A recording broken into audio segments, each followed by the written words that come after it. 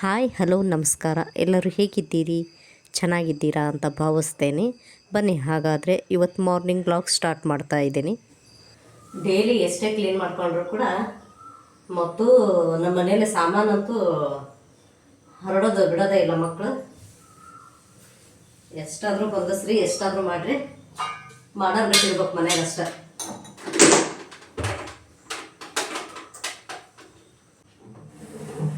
ಈಗೆಲ್ಲ ಸ್ವಲ್ಪ ಎಲ್ಲ ಒರೆಸ್ಕೊಂಡು ಪಾತ್ರೆ ಎಲ್ಲ ತಂದು ಹೊಂದಿಸ್ಬೇಕು. ನಾನೀಗ ಪಾತ್ರೆ 2 ಬುಟ್ಟಿ ಆಗ್ಯಾವು.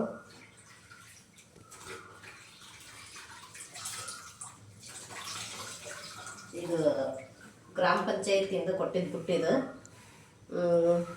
ಕಸ ಹಾಕಿ ಇದಕ್ಕೆ ಗಾಡಿಗೆ ತಂದು ಹಾಕ್ರಿ ಅಂತ ಹೇಳಿ ಕೊಟ್ಟಿದ್ರು. ಕಸದ ಗಾಡಿ ಅವ್ರು ಬರಲ್ಲ, ನಾವು ಇದಕ್ಕೆ ಯೂಸ್ ಮಾಡ್ಕೊಂಡೇವೆ ನೋಡ್ರಿ. ನೆಲ ಒರ್ಸಕ್ಕೆ ಆಮೇಲೆ ಶೆಲ್ಫ್ ಒರ್ಸಕ್ಕಂತ ಯೂಸ್ ಮಾಡ್ಕೊಂಡೆ ನಾನು. ಕೆಲವೊಬ್ರು ಅದರಲ್ಲಿ ಇದು ಮಣ್ಣು ಹಾಕಿ ಮನಿ ಪ್ಲಾಂಟ್ ಹಚ್ಬಿಟ್ಟಾರ ಗಾಯ ಸಾಲೆ.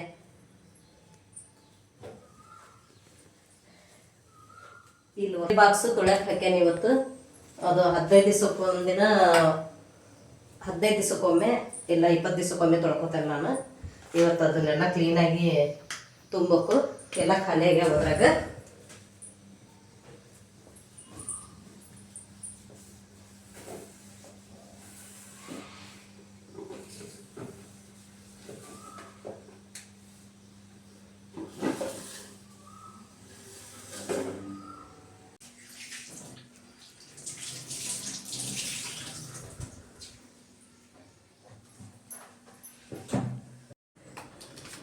ಇದು ಜೋಳದ ಹಿಟ್ಟು ಬಾಕ್ಸ್ ತೊಳೆದಿರ್ತದೆ ಮಣ್ಣಲ್ಲಿ.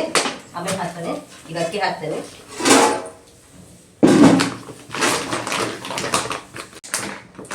ಈ ದಾರ ಆಯ್ತಲ್ಲ, ಈ ಸೈಡ್ ಆ ಸೈಡ್ ಬಿಚ್ಚಿದ್ರೆ ಬರ್ಬೇಕಾಗಿತ್ತು, ಬರೋದಾಗಿಲ್ಲ. ಯಾಕೆ ಏನು ಎಂತ ಇದು ಮಾಡ್ಯಾರ.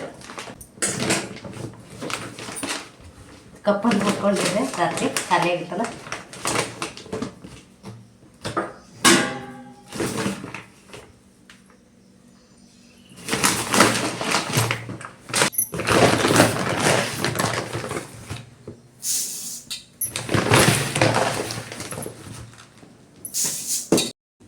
ಬನ್ನಿ ಈಗ ಒಳಗೆ ಹೋಗಿರ್ತೇನೆ. ಇದನ್ನು ಇಟ್ಟು ಒಂದು ಸ್ವಲ್ಪ ಶಾವಿಗೆ ಉಪ್ಪಿಟ್ಟು ಮಾಡೋಣ ಅಂತ ಹೇಳಿ ತಿಂಡಿ ಮಾಡೋಣ.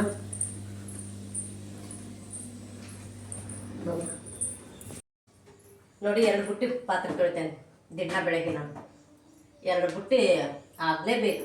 ಆಗಿಲ್ಲದ್ರೆ ನನಗೆ ಸಮಾಧಾನ ಇಲ್ಲ, ಜಾಸ್ತಿ ಕಡಿಮೆ ಆಯ್ತು ಅಂತಂದ್ರೆ ಪಾತ್ರೆಗೆ ಸಮಾಧಾನ ಇಲ್ಲ ಮನ್ಯಾಗ. ನೋಡಿ, ನನ್ನ ದೊಡ್ಡ ಮಗಳು ಈಗ ಎದ್ದು ಬಂದು ಟೀ ಮಾಡಿಕೊಡಮ್ಮ ಅಂತ ಅಂದ್ಲು. ಟೀ ಗಿಟ್ಟೇನಿಲ್ಲಿ. ಈಗ ಟೀ ಕುಡ್ದು ಅವಳು ಸ್ವಲ್ಪ ನನಗೆ ಹೆಲ್ಪ್ ಮಾಡ್ತೀವಿ ಟೀ. ಎಸ್ ಮಾಡ್ತೀನಿ. ನಾಳೆ ಸ್ಪೆಷಲ್ ಡೇ ಇದೆ, ಅದಕ್ಕಾಗಿ ಫುಲ್ ಎಕ್ಸೈಟಲ್ಲಿ ಇದ್ದೀನಿ ನೋಡೋಣ.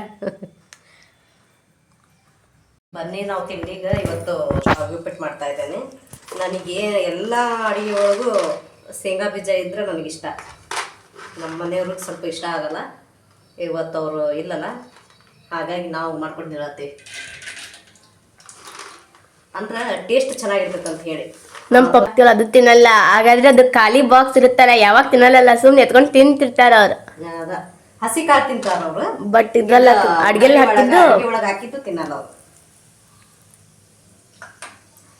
ನಮಗೆ ಜಾಸ್ತಿ ಕಡಲೆಬೇಳೆ, ಉದ್ದಿನಬೇಳೆ ಇವೆಲ್ಲ ಟೇಸ್ಟ್ ಬರುತ್ತೆ ಪ್ರಮಾಣದಲ್ಲಿರ್ಬೇಕು ನಮಗೆ. ನನಗೆ ಆ್ಯಕ್ಚುಲಿ ತುಂಬ ಇಷ್ಟ ಇದು ಶಾವಿಗೆ ಉಪ್ಪಿಟ್ಟು. ಅದು ತುಂಬ ಅಂದರೆ ಅಷ್ಟು ಇದು ಅಲ್ಲ, ನಾರ್ಮಲ್ ಆಗಿ. ಮತ್ತು ಶಾವಿಗೆ ಉಪ್ಪಿಟ್ಟು ಜೊತೆಗೆ ಇದು ಮಾಡ್ಕೊಳ್ರಿ ನೀವು, ಏನಂತಂದ್ರೆ ಪುಡಿ ಚಟ್ನಿ, ಶೇಂಗಾ ಪುಡಿ ಚಟ್ನಿ. Super combination. ಒಂದ್ಸರಿ ಟ್ರೈ ಮಾಡಿ ನೋಡಿ.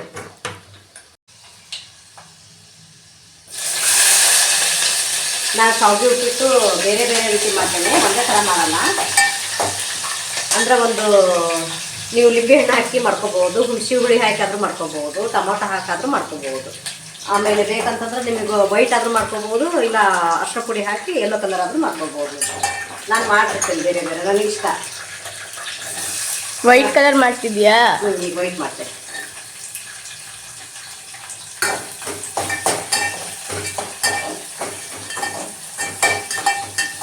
ಇವಳು ಬೆಳಗ್ಗೆ ಕೇಳಿದ್ರೆ 20 ರೂಪಾಯಿಗೆ ಒಂದು ಅಂತ ಹೇಳಿದ್ರು, ತಗೊಳ್ಳಿಲ್ಲ ನಾನು.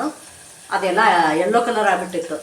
ಈಗ ಇಷ್ಟು ರೇಟ್ ಆದ್ರೆ ಯಾರು ತಗೋತಾರೆ ಗೈಸ್ ನೀವು ಹೇಳಿ? 20 ರೂಪಾಯಿ 3 ಕಟ್ಟು ಬರೋದು ಗೈಸ್. ನಾನೇ ಹೋಗಿ ತಗೋಬರ್ತಿದ್ದಲ್ಲ 20 ರೂಪಾಯಿಗೆ 3 ಕಟ್ಟು. ಇವಾಗ ಹೋಗಿ ಕೇಳಿದ್ರು 20 ರೂಪಾಯಿಗೆ ಒಂದೇ ಕಟ್ ಅಂದ್ರು. ನಾನೇ ಶಾಕ್, ಇದೇನು ಇಷ್ಟು ರೇಟ್ ಆಯ್ತಾ ಅಲ್ಲಿ ಅಂತೇಳಿ. ಬೇಸಿಗೆ ಅಲ್ಲ, ಎಲ್ಲ ಸತ್ತು ಹೋಗ್ಬಿಡ್ತಾವ ಅವು. ಮತ್ತು ಅವ್ರಿಗೂ ಎಲ್ಲ ಲಾಭ ಆಗ್ಬೇಕಲ್ಲ. ಇಷ್ಟು ರೇಟ್ ಆದ್ರೆ ಯಾರು ತಗೊಳಲ್ಲ ಬಿಡಿ ಗೈಸ್. ಅದ ಇಷ್ಟು ಒಂದು ಕೊತ್ತಂಬರಿ ಸಿಡಿ 20 ರೂಪಾಯಿ ಆದ್ರೆ ಹೆಂಗೆ ಜೀವನ ಮಾಡಬೇಕು? 60 ರೂಪಾಯಿಗೆ 3 ಕಟ್ಟು. ಏನೋ ಗೈಸ್, ಏನೋ ಭಾಳ ದುಬಾರಿ ಆಗ್ತದೆ ಅಂತಾರ.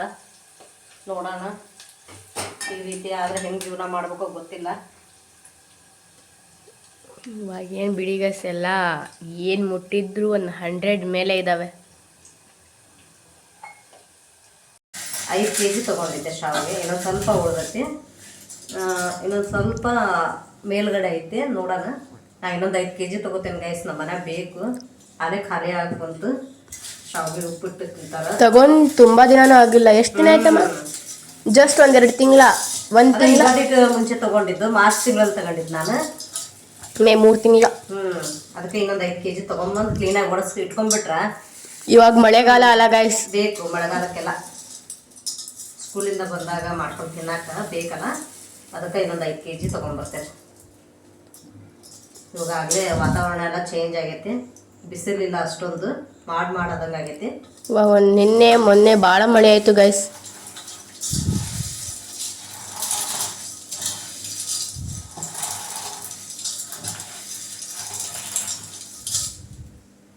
ನೋಡಿ, ನಾನು ಹುಣಸೆ ರಸನ ಈ ಥರ ಕುದಿಸಿ ಇಟ್ಕೊಂಡ್ಬಿಡ್ತೇನೆ. ಒಂದು ವಾರ ಆಗ ಅಷ್ಟು. ಯಾರು ಹಾಗಾಗ್ಲ ಕ್ಯೂಚ್ಕೊಂತ ಕುತ್ಕೋಬೇಕು, ಟೈಮ್ ಆಗ್ಬಿಡ್ತೈತಿ, ನಮಗೆ ಟೈಮ್ ಸಿಗಲ್ಲ ಅಂಥೇಳಿ ಈ ರೀತಿ ನಾನು ರೆಡಿ ಮಾಡಿ ಇಟ್ಕೊಂಡ್ಬಿಡ್ತೇನೆ. ಒಂದು ವಾರ ಆದರೂ ಸಾಕು ನಮಗೆ. ನಾನು ಈಗ ಹುಣಸೆ ರಸ ಹಾಕ್ತೇನೆ. ಇದಕ್ಕೆ ಟೇಸ್ಟ್ ಚೆನ್ನಾಗಿರ್ತೈತಿ.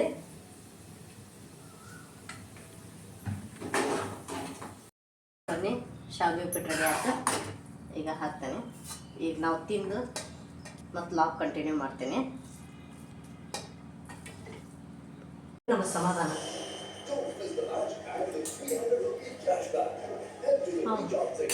ಬಿಸಿ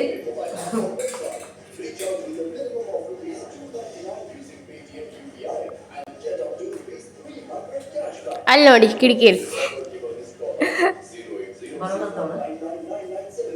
ನೋಡಿ. ಏ ಈ ಕಡೆ ಬಾ. ಟೇಸ್ಟ್ ಮಾತ್ರ ಚೆನ್ನಾಗಿರ್ತೈತಿ. ಒಮ್ಮೆ ಕಾಂಬಿನೇಷನ್ ಮಾಡ್ತೀನಿ ನೋಡ್ರಿ. ನನ್ನ ಮಗಳು ಅಗಸ್ತಾಳ ನನ್ನ ಮಾತಿಗೆಲ್ಲ. ಭಾಳ ಡೇಂಜರ್ ಗ್ಯಾಸ್ ಅವಳು ನೋಡಿ. ಅಲ್ಲಿ ಬಾ, ಹಾಕಿಟ್ಟೇನೆ. ನೀ ತಿನ್ನೋದು ಹೆಚ್ಚಾ?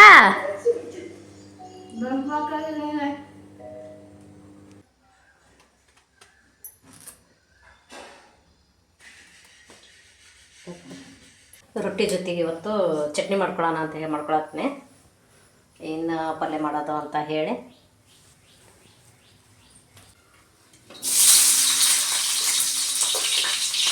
ಈರುಳ್ಳಿ ಹಾಕಿ ನೆಕ್ಸ್ಟ್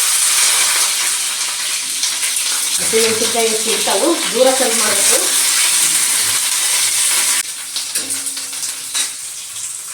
ಚೆನ್ನಾಗಿ ಹುಡ್ಕೊಂಡ್ರೆ ಸಾಕಾಗೇನು.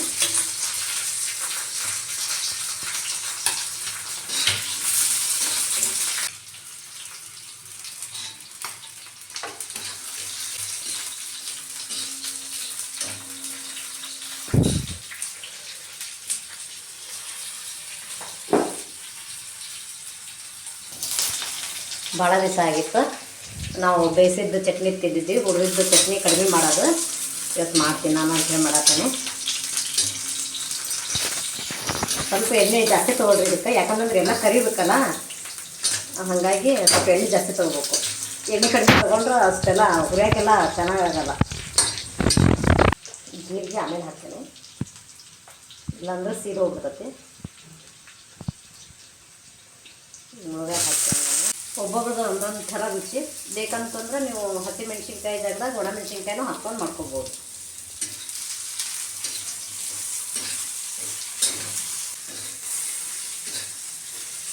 ಕ್ಲೀನಾಗಿ ಹುರಿಬೇಕು. ಎಲ್ಲ ಕಲರ್ ಚೇಂಜ್ ಆಗಿದ್ದು ಅಷ್ಟು ಕ್ಲೀನಾಗಿ ಹುರ್ಕೋತೇನೆ. ಅಂದರೆ ಚಟ್ನಿ ಮಾತ್ರ ಮಸ್ತಾಗಿರ್ತೈತಿ. ಈಗ ಸ್ವಲ್ಪ ಟಮಾಟೆ ಹಾಕ್ಕೊಂಡೆ ನಾನು. ಸ್ವಲ್ಪ ಹುಣಸೆ ಹುಳಿ ಯೂಸ್ ಮಾಡ್ತೇನೆ ನಾನು. ಅದಕ್ಕೆ ಒಂದು ಟಮಾಟೆ ಹಣ್ಣಿತ್ತಲ್ಲ ಅದೊಂದು ಹಾಕೀನಿ. ಒಂದು ಸ್ವಲ್ಪ ಜೀರಿಗೆ ಹಾಕ್ತೇನೆ, ಫ್ಲೇವರ್ ಚೆನ್ನಾಗಿರುತ್ತೆ.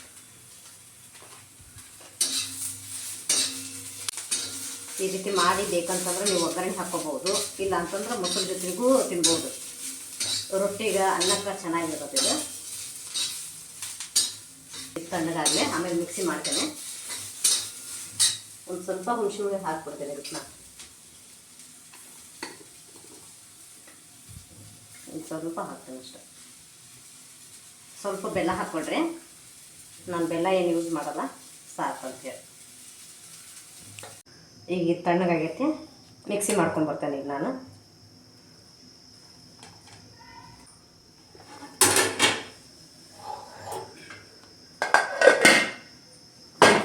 ಅಲ್ಲಿ ರೊಟ್ಟಿ ಮಾಡೋಕೆ ಹಂಚು ಕಾಯಕ್ಕಿಟ್ಟೇನೆ. ಅದು ಬಿಸಿ ಆಗೋ ಅಷ್ಟ್ರಾಗ ಇದು ಚಟ್ನಿ ಮಿಕ್ಸಿ ಮಾಡ್ಕೊಂಡು ಬಿಡ್ತೇನೆ.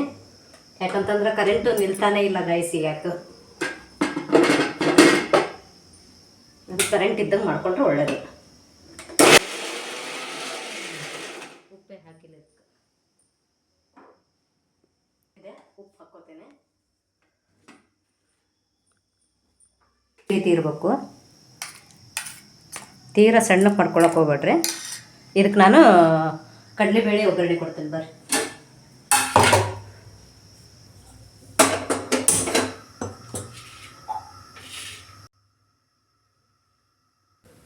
ಈಗ ಎಣ್ಣೆ ಕಾದಿದೆ, ಸ್ವಲ್ಪ ಇದು ಹಾಕ್ತೀನಿ ಕಡಲೆಬೇಳೆ.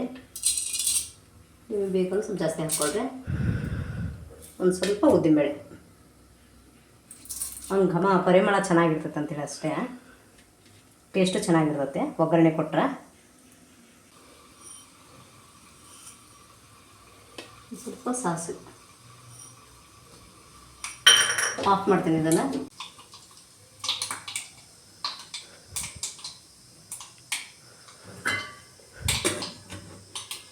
ಹುಷಾರಾಗಿ ಹಾಕ್ಬೇಕು, ಕರಿಬೇವು ಸಿಡಿಗುತ್ತೆ, ಹುಚ್ಚು ಬಿಡ್ತಾರೆ.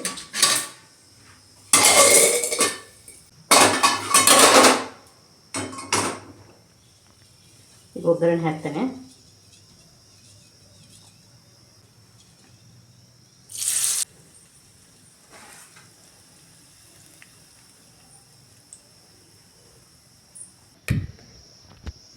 ನೋಡಿ ರೆಡಿ ಆಯಿತು, ಹುರಿದ ಮುಳುಗಾಯಿ ಚಟ್ನಿ ರೆಡಿ ಆಯಿತು. ನಾನು ಸ್ವಲ್ಪ ಎಣ್ಣೆ ಜಾಸ್ತಿ ಹಾಕೇನೆ, ಯಾಕಂತಂದ್ರೆ ಮತ್ತು ನನ್ನ ಮಕ್ಕಳು ಎಣ್ಣೆ ಮೇಲ್ಗಡೆ ಹಾಕ್ಕೊಂಡು ತಿಂತಿದ್ರು ಅವರು.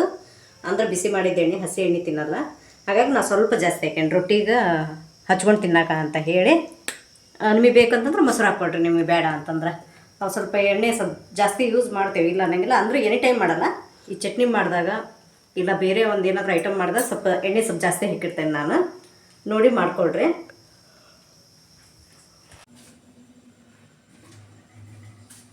ಬನ್ನಿ, ಮಧ್ಯಾಹ್ನದ ಅಡುಗೆ ಆಯಿತು, ಊಟ ಮಾಡೋದೊಂದೇ ಬಾಕಿ. ಈಗ ಒಂದು ಸ್ವಲ್ಪ ಮಸಾಲ ಬಾಕ್ಸ್ ತುಂಬಿಡ್ತೇನೆ. ಎಲ್ಲ ಮಸಾಲ ಬಾಕ್ಸ್ ಖಾಲಿ ಆಗಿತ್ತಲ್ಲ, ಮಸಾಲ ಬಾಕ್ಸ್ ಖಾಲಿ ಆಗಿತ್ತಲ್ಲ, ಈಗ ನಾನು ತುಂಬ್ತೇನೆ. ನೋಡಿ ಸಾಸಿವೆ ಎತ್ಕೊಂಬರೋಬಿಟ್ಟು ಕುರ್ಷಣಿ ಕಾಳು ಎತ್ಕೊಂಬಂದೆ ನಾನು.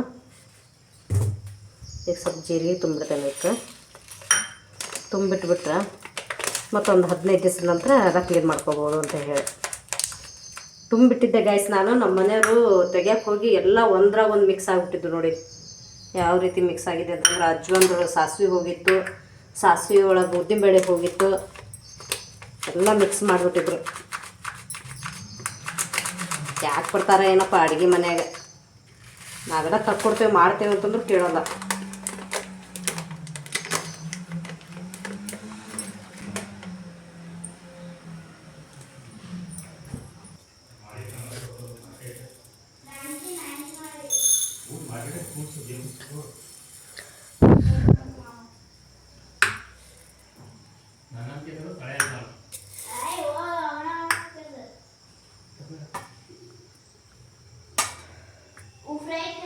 ಇಲ್ಲಿಟ್ಟು ಸಿಗ್ತಾ ಇಲ್ಲ, ನೋಡಿ ಹುಡುಕಿ ಹಾಕ್ತೇನೆ.